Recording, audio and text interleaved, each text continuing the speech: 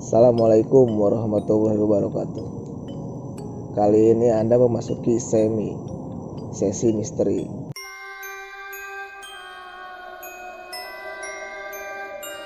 Di sesi misteri kita kali ini kita sudah bersama Iqbal. Oh ya, yang belum tahu tentang Iqbal bisa cek video sebelum ini tentang biografi Iqbal.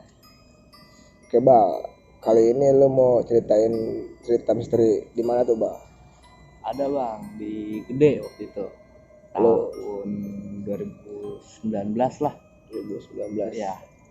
Yang Oke Bal, langsung Bal. yang waktu itu gua nanjak bareng tuh sama orang Sumatera, ada orang Bogor, ada orang Jogja sama Klaten. Itu teman-teman semua ada rencana pengen nanjak ke Gede. Nah kita juga bawa satu guide, satu porter lah gitu ya, orang pendaki Bogor, kawan gue sih, kenal juga. Nah pas waktu itu kita berangkat dari Bogor ke Gede. Pas lagi trekking tuh awal-awal trekking biasa.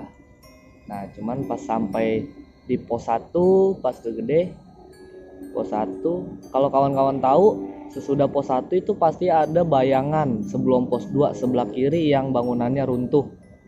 Nah, di situ dibilangin sama kawan gua, dulu tuh di situ bukan ada sih, jadi tempat untuk ngerescue orang meninggal di gunung. Jadi sebelum ranger naik ke atas tuh direscue sama kawan-kawan, mungkin ditaruh di situ sebelum ranger naik. Nah, dikasih tahu sama kawan gue bang, kalau di situ tuh jangan sompral. Nah, kayak pendakian semula aman-aman aja, udah dikasih tahu di situ ya kan. Sedemikian mungkin udah nanjak kayak biasa, kita nanjak ngecamp, makan segala macem summit. Nah turun pas nyampe pos 4 di situ ada kejanggalan bang. Nah teman gue tuh sompralnya yang orang Jogja nongol sompralnya bang. Nah dari situ dia kayak gimana ya, kayak nyepelein gitu bang. Kalian yang masalahnya dia orang Jawa kan, cuman dia ngomong sendiri pakai bahasa Jawa, kayak gue ngerti juga cuman gue nggak bisa nge-translate-nya gitu gitulah pokoknya, kayak bahasa kasar. Nah di pos 3 tetap pas turun tuh semuanya dia doang sih yang ngoceh terus pakai bahasa Jawa, cuman bahasanya kasar, kayak nggak seneng sama orang apa, nggak tahu itu dari tim gua, dari nanjak pas bareng apa mau orang sekitarnya gitu ya kan. Nah pas nyampe di bayangan kedua itu tuh yang temen gua orang Jogja tuh ngeludah bang. Padahal udah dikasih tahu sama kawan gue yang orang Bogor, tuh di situ tuh nggak boleh sompral. Nah di situ udah ngeludah, kejanggalan, nongol lagi di pos 1 pas kita break. Pos 1 tuh kita nyampe sekitar jam 6, pengen maghrib. Di situ kita break dulu, ajan break. Pas turun kalau kawan-kawan tahu sebelum pos 1 tuh pasti ada percabangan tanah gede, kayak terowongan gitulah pokoknya, terowongan di situ. Nah di situ nongol bang, kayak pertama lewat kelebatan putih-putih bang. Habis dari situ nggak lama kan banyak pohon-pohon di situ, nggak ada angin, nggak ada apa, pohon goyang kenceng banget. Suasana hening gitu. Bukan hening lagi, yang namanya kita udah deg-degan campur aduk ya kan. Udah di situ nggak bisa ngomong, jalan lagi, udah nyuekin itu, jalan lagi ditimpuk bang. Tiba-tiba ada yang nimpuk. Nama kita lagi bawa keril, cuma buk gitu kan. Kencang itu. Kena keril untungnya. Nah udah kena keril, pas sebelum pemantauan lagi turunan, temen gue kesleo yang orang Jogja, yang ngeludah itu kesleo. Ini kesleonya juga aneh, masalahnya kakinya tuh jalan aman-aman aja dan tiba-tiba jatuh gitu bang. Nah seketika kan kita serombongan panik ya kan, lagi suasana begitu. Gue kenapa nih, break dulu ya kan. Nah dari situ nggak ada yang ngetawain lagi bang, ada yang ngetawain lagi. kita break sekitar 20 menit lah untuk normalin suasana ya kan, sambil nyetel lagu. Dari situ jalan lagi. Pas nyampe di pemantauan itu kayak pos terakhir untuk pembuangan sampah. Pembuangan sampah di situ juga ada toilet. Nah temen gue yang dari apa tuh namanya, dari Jogja, keluar toilet tuh mukanya pucat. Iya, udah pucat banget. Pas kita biasanya kalau misalkan orang nanjak gunung kan ketemu hal begitu jangan diceritain pas kejadian, pasti di base camp lah ya. Pasti di base camp. Udah nyampe base camp tuh temen gue cerita.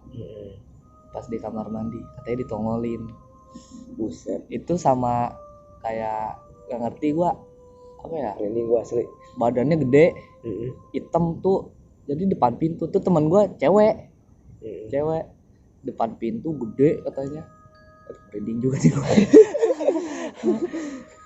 Jadi kata dia itu sambil ngomong bahasa Sunda, cuman dia nggak ngerti ngomong bahasa Sundanya tuh apa. Oh si orang Jogja ini cewek itu cerita di base camp, udah nyampe base camp. Nah dari base camp itu nggak lama kita kan pulang pagi. Nah malamnya itu kerasukan bang, si cewek itu kerasukan. Nah dari yang nyediain homestay di base camp itu si abahnya katanya bilang dalam pokoknya artian bahasa Sundanya mah, kamu jangan sompral kalau di gunung, jaga tata krama, sama jangan suka membuang ludah sembarangan, apalagi di tempat-tempat kayak berarti dulunya mistis lah gitulah ya. Nah, gitu. Pas jelang waktu berapa ya, 2 hari dia udah pulang ke Jogja. Dia ngabarin di grup, kata orang tuaku aku ketumpangan kayak gitu. Wah dari situ kacau. Dari situ yang namanya kita udah awalnya having fun gitu ya kan, tiba-tiba dapat kabar begitu. Wah gimana ya, maksudnya juga bukan salah kita semua, salah dia sendiri, cuman yang kena ramean lah, kita juga ngerasain. Nah dari gede itu ada lagi bang, di Salak. Iya di Salak waktu itu gue ikut trip 17 Agustus tahun 2019 juga kalau nggak salah. Iya 2019.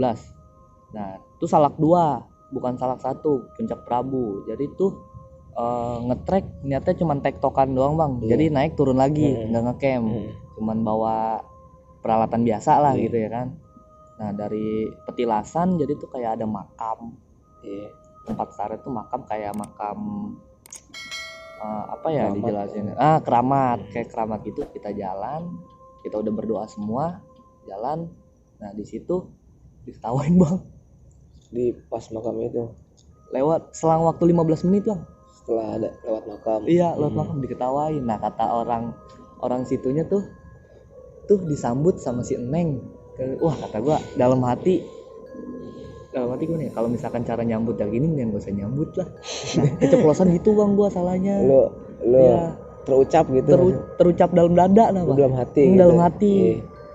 Nah dari situ kita udah ngelaksanain upacara di puncak, turun tuh ada nama posnya tuh Haji Solomot sama Kesatria Beheng Awi.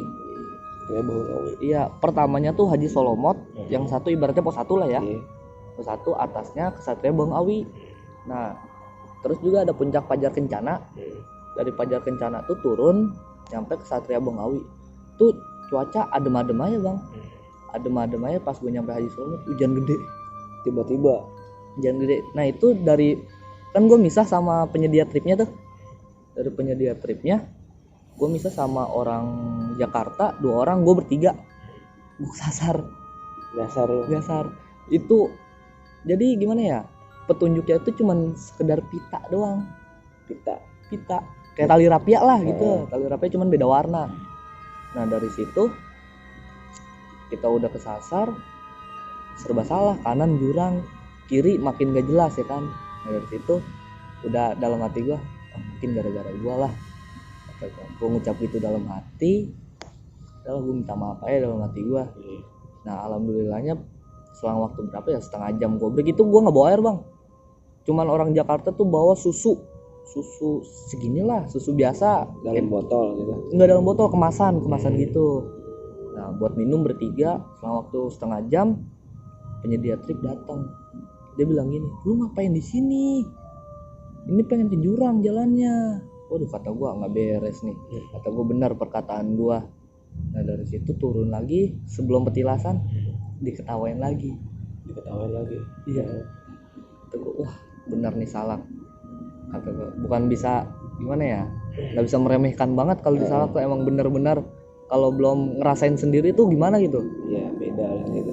Kerasa sendiri atau oh gini banget nih Salak, kata gue. Oh merinding. Ya tadi gue merinding juga gue. Sesi tanya jawab nih Bang nih. Itu kan pas lo ke Gede itu ada post rescue kata lo itu ya. Iya. Itu post rescue itu emangnya dipakai dari dulu sampai sekarang apa emang pas dulu aja sih itu? Itu dulu doang Bang. Dulu doang. Iya. Itu ceritanya gimana tuh bisa gitu tuh? Ya jadi kalau misalkan ada orang meninggal di atas, misalnya gitu kan, namanya kecelakaan gak ada yang tahu. Iya. Meninggal ditaruh situ dulu sama kawan-kawannya mungkin.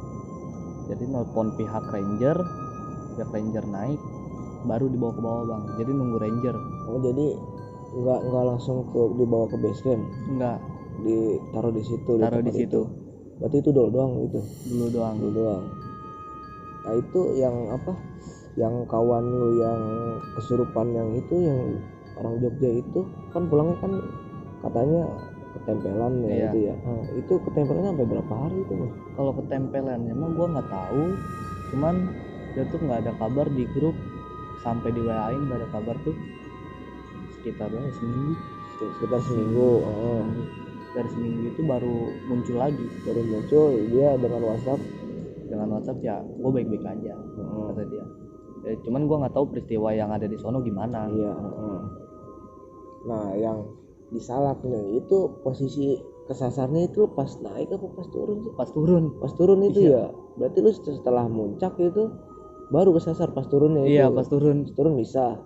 Pas turun tuh gue nyampe Satria Bongawi normal, sampai aja Solomot, hujan gede. Hujan gede pas turun, terus itu blank langsung kayak kesasar sendiri. Itu pas udah ibaratnya pos terakhir bukan itu ya? Apa sebelum pos terakhir. Sebelum pos terakhir. Iya.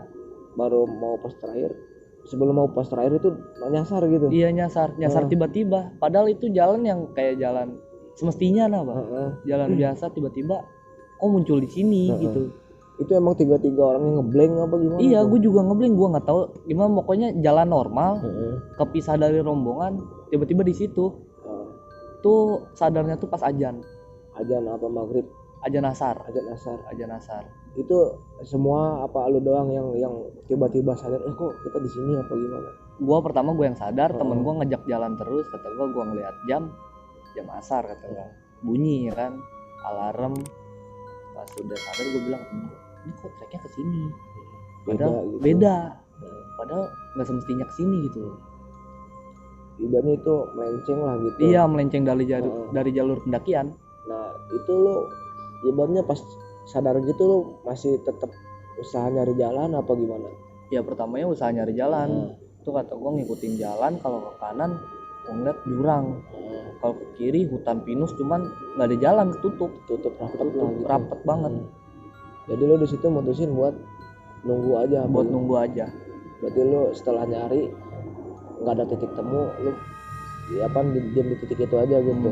Dan akhirnya pihak tripnya ketemu sama gua, alhamdulillahnya. Nah itu dari pihak trip itu dia maksudnya apa sadar lo nggak ada, apa emang pas jalurnya ini apa gimana? Sadarnya pas gua nggak ada, dia udah nyampe petilasan. Dia udah mau nyampe base camp gitu? Enggak, sebelum base camp, petilasan tuh yang ada makam. Oh berarti sebelum dia udah nyampe situ. Nah sadarnya gua bertiga tuh nggak ada, dia naik lagi sama orang base camp buat nyari gua, dan alhamdulillahnya ketemu. Alhamdulillah juga lo ibaratnya, untungnya lo berpikir buat diem aja lah gitu. Iya, diem aja. Jadi ibaratnya biar gampang ditemuin sama yang rescue juga. Benar. Ya kan. Ini Ba, apa sih pelajaran apa Ba yang lo dapat Ba ketika mendaki Gede sama Salak ini Ba? Pelajaran yang gue dapat, yang penting jangan sompral lah Bang gitu. Kalau gunung gitu. Gue ngerasain sendiri. Iya gitu. Walaupun bukan lo gitu ya. Iya, ya kan. Walaupun bukan gua. jangan sombral, intinya jangan ada itikat hati buat ngelakuin hal-hal buruk gitu, atau jaga lisan gitu lah. Ya minimal ya jaga lisan lah, jangan Iya. ngedumel gitu ya. Dan ya tetap selalu jaga alam, buang sampah pada tempatnya lah. Iya, gitu ya. benar. Itu sih nomor satu ya. Ya, mungkin sekian, terima kasih. Mungkin nanti di next videonya kita akan ngulik-ngulik lagi nih, soalnya banyak banget cerita dari Bang Iqbal ini nih yang belum kita kulik nih. Karena waktu terbatas, mungkin kita di lain waktu bisa ngulik lagi ya. Assalamualaikum warahmatullahi wabarakatuh.